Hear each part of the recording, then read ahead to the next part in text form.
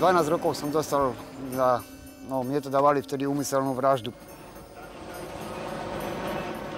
Som vykradal byty, alebo sem tam trezory. Vo väzení som bol 16 rokov. V Leopoldove som bol prítomný pri vzbúre, ktorá tam bola.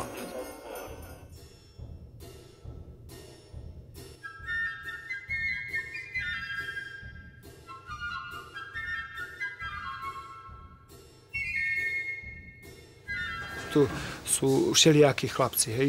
Či sú kriminálnici z detských domov, z polepšovní, z väznic, z ulice. Rómovia, bieli. Ja podľa toho nerozdeľujem ľudí a mám všetkých rovnako rád.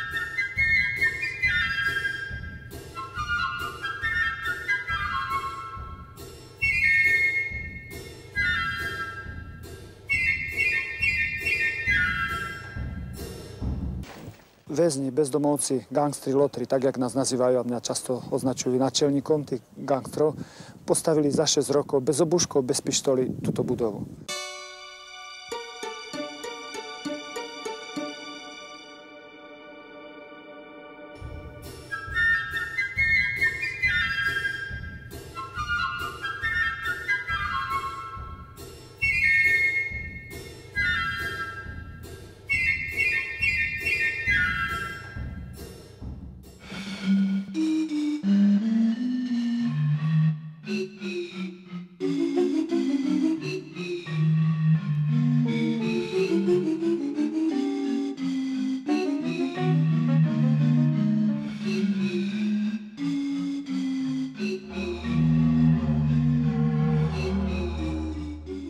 Otec má vždy rád tých svojich synov, či s pruserami, či bez pruserov, sú to jeho synovia. To sú moje deti a poslušné, neposlušné, ale moje.